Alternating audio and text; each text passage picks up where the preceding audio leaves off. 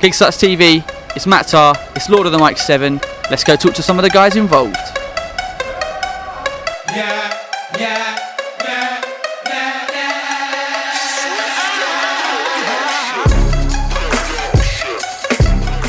These guys have done their clashes already, they've been in the dungeon. Rowdy, how did you find your time in the dungeon? What was it like being in there? What was the experience like? Tense. It was tense, but it was crazy. A lot of energy, and it's a lot smaller in there than it looks on a DVD. That's the first thing when I opened the door and I saw in there. I was like, "Oh, it's tiny."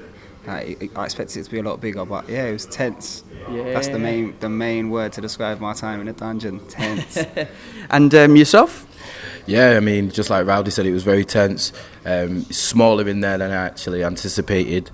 It was more than likely probably the best 15 minutes of my life so far, to be honest. The clash was good. It was a good clash, probably my best performance, and yeah, fully enjoyed it as well. I didn't know what to expect, but I think if I did have an expectation, this would have exceeded it. Mm-hmm. Like, obviously, I've been aware of the brand of like Lord of the Mics, the reach that it's got, and obviously the support and the following behind it. But I didn't expect it to be on the level that it's been at so far. Like, it's not even out yet, and there's already a lot of stuff that's happening because of Lord of the Mics and stuff. So yeah, it's been amazing. Yeah. And Bless? Yeah, like, well, basically what Paul's has said, and like, because obviously I've been spitting for a while as well. It's like, it feels like it's a long time coming, and it's like I've said from before that.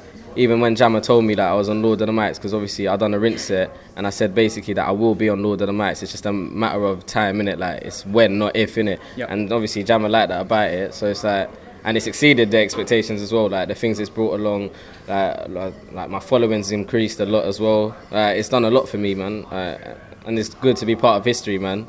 Obviously, like, it's not like you don't wake up every morning and think, yeah, I'm going to be on Lord of the Mics. Obviously, it's just like sort of new, innit? Like, something different, like. Just, new thing in, like, when you're obviously like when stepping forward, it's just like another step taken, like.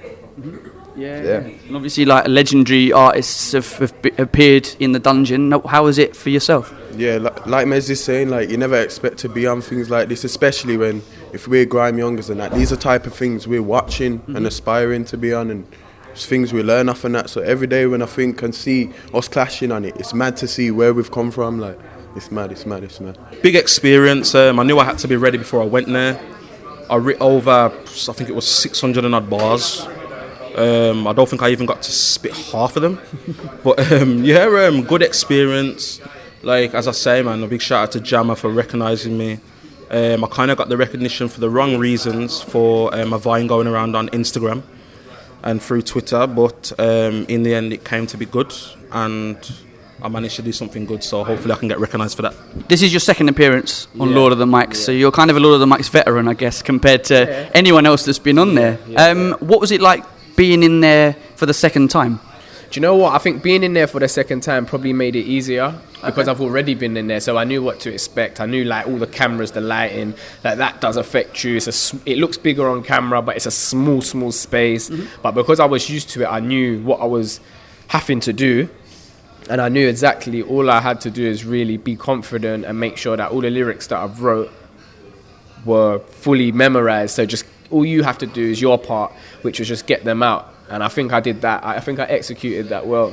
Yeah. And as you've been in there twice, does that mean you've got your name on the wall twice? Do you know what? This time I didn't even write on the wall. The atmosphere was a little bit different to the last time. So that didn't really happen. And I think they was running on a tight schedule where clashes was happening throughout the constant, one after, so it was quite a lot. So no, I didn't get it on there twice, but I've got it on there once, so that's good enough. Yeah. I wasn't sure if there'd be like a Cosy ×2 next to it. No, just the once this time. Now this is going to be one of the first, the first in fact, dub plate clash under the Lord of the Mics banner. Do you think this is something that will continue in the coming years? Do you think you guys are like the pioneers of this side of Lord of the Mics? Because obviously traditionally it's been MC based, so yeah, do you think that it can continue?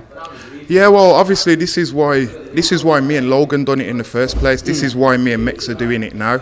Like, if you're a DJ, even an up and coming one, I think actually now's the time to say, you know what, let me cut a few dubs and push my name forward, because it's sort of like an open market at the moment, you get me? Obviously you've got the top boys in it, and I'd say in that category, Logan definitely, Mex, myself, Spyro, Spooky, Maximum. You get me for you get me. We're talking for, you know, even like Cameo as well, like in that sort of dub plate category that can have the dub plates to hand and play them like that. But at the moment, it is still an open field, and I think now is a good chance for even your up and coming DJs who are cutting the dubs from the local area to come forward and be part of the thing. You know, I think hopefully Jam and Ratty will be looking for more DJs that we can make this part of the grime clashing industry grow. Yeah. What's your thoughts on it, Mex? Boy, to keep it short and sweet, man, after this clash with me and Mikey, I feel a lot of DJs going to know that the levels are